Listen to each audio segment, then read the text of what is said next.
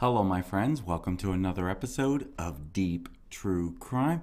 I'm Manny Rodriguez. In today's episode, I want to go over the Idaho 4 case a little bit, something I've not covered that has since come about. As you know, I have covered a lot of this, and until there's really something breaking, I'm not going to try to spin every little story into a story.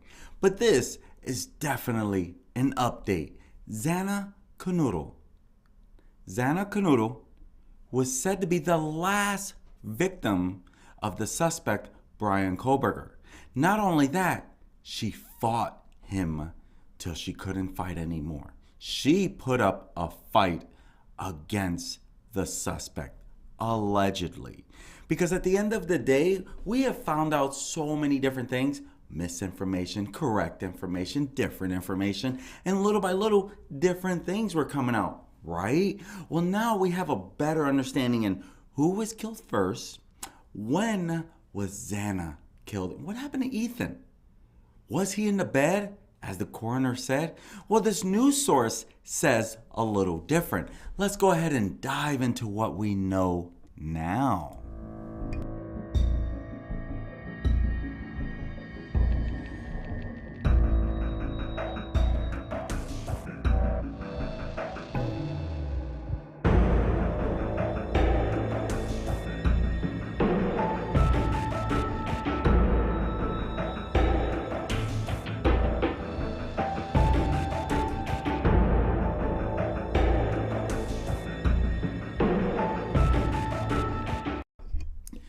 New details coming from NewsNation.com shares where a source close to NewsNation is shedding some new light on how the Idaho college killings actually unfolded.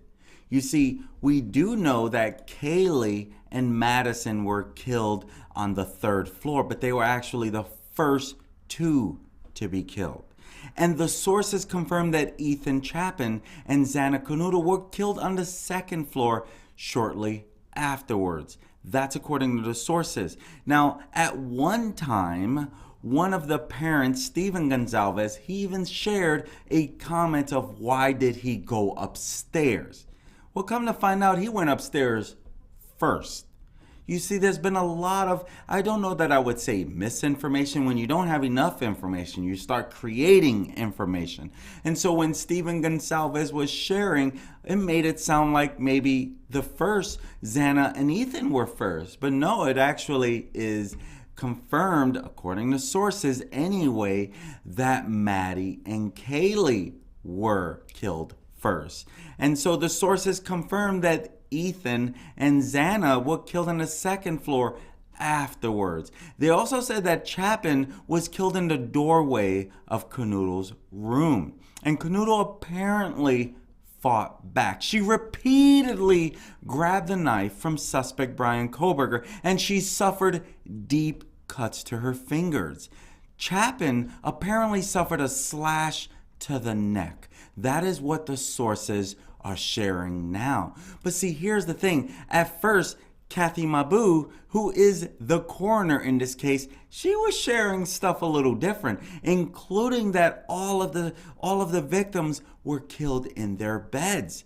That can't be so if Ethan is on the floor. That's not the bed. And so it's hard because someone even like the coroner, did she share misinformation?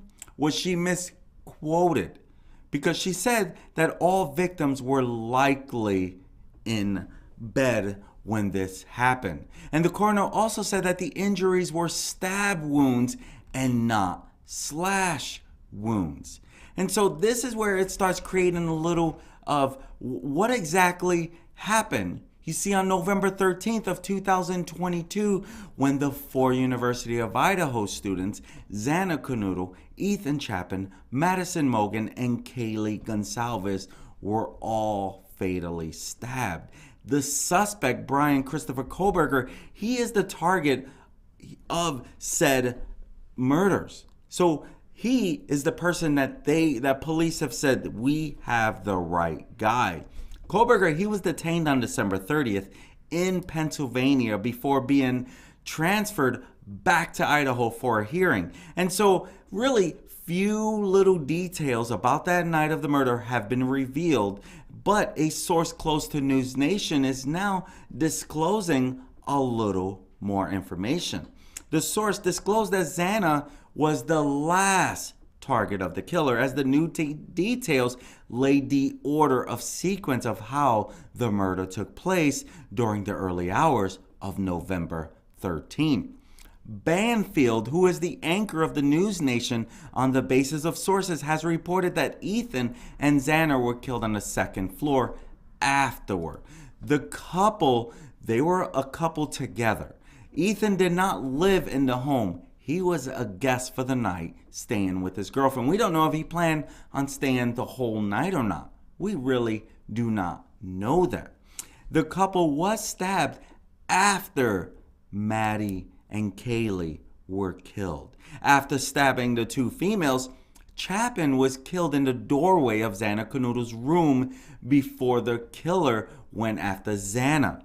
She was the last victim of the assassin as she was fighting for her life, and she repeatedly grabbed suspect Bryan's, his knife. Banfield also said, "Also want to tell you that from these two sources that Xana Kernodle put up a fierce fight when the attacker set upon her, repeatedly grabbing the attacker's knife, so much so that she sustained deep cuts to her fingers and that her fingers were nearly severed." However, Kathy Mabu, who is the Latah County coroner, she reported the same and said the autopsy report also claimed that among the 4 students, Xana had defensive wounds. We did hear that multiple victims had defensive wounds. Talking about Kernodle's fight with the killer, her father, Jeff Kernodle, said that on the basis of the autopsy, one thing is clear, that strong-willed Xana fought her assailant all the way to the end. Bruises torn by the knife. She's a tough kid. Whatever she wanted to do, she could do it. That's what her dad has reported. Now, Xana, she had received a DoorDash delivery less than 20 minutes before being fatally stabbed in her home. That's where it has been reported by multiple that she had received a DoorDash meal right before this happened.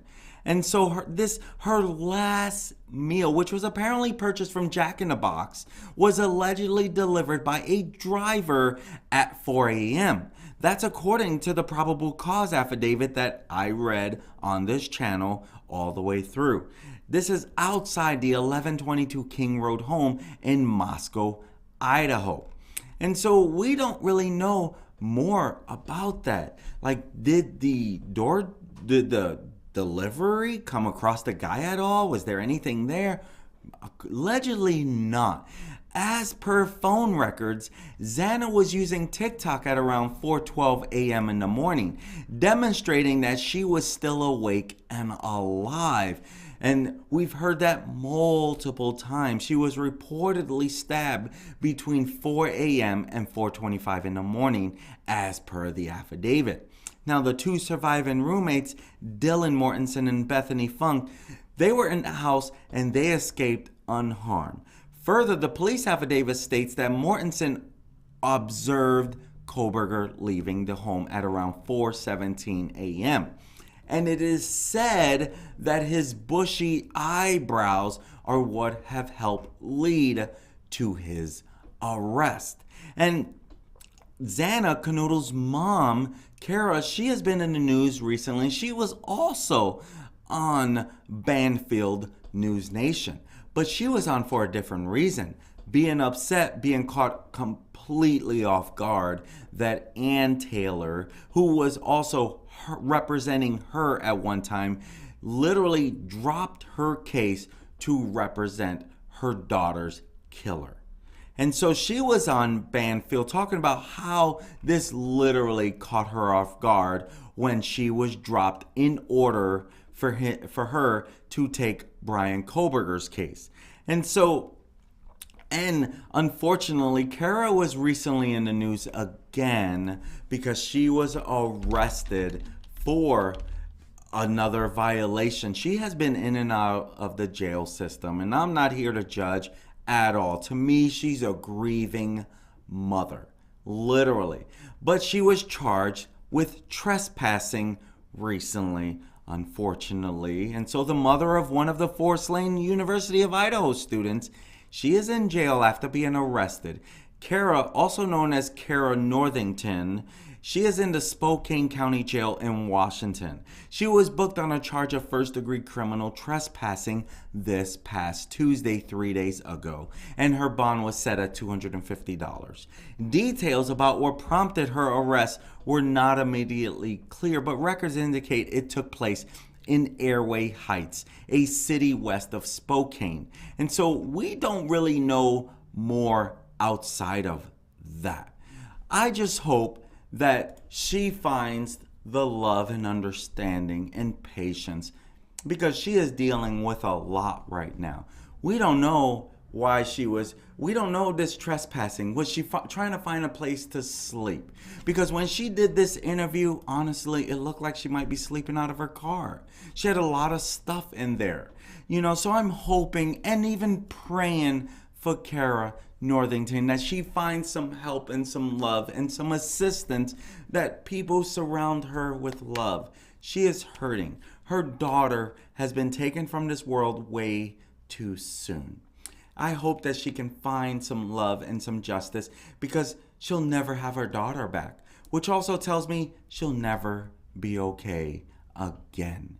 She is heartbroken, and so I'm hoping that Banfield or someone who watched that interview can come behind and help give her some love.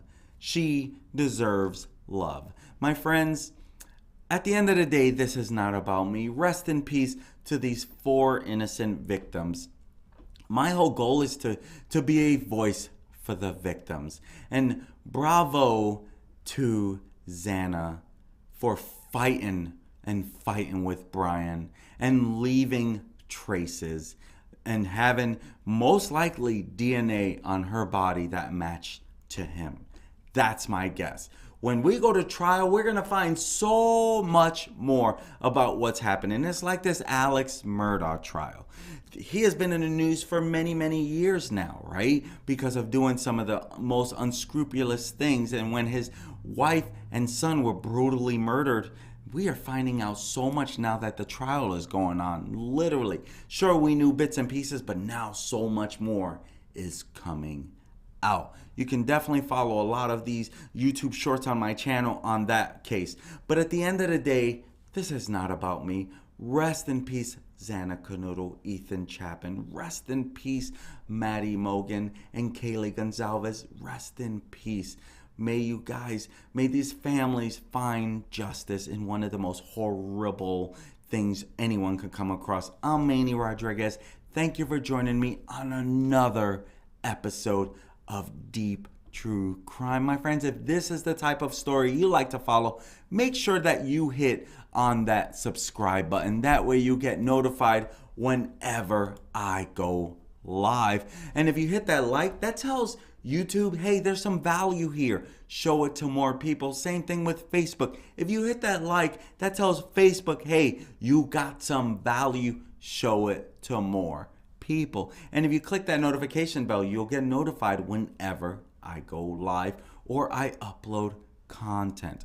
And if you're on Facebook, I put a lot more content on YouTube. I do all my lives on Facebook, but all my shorts and any videos that I'm uploading, you can find it all on Deep True Crime on YouTube. My friends, have an amazing day. And hey, at the end of the day, be careful out there, my friends. This is a crazy world we live in. Have a great day. Peace.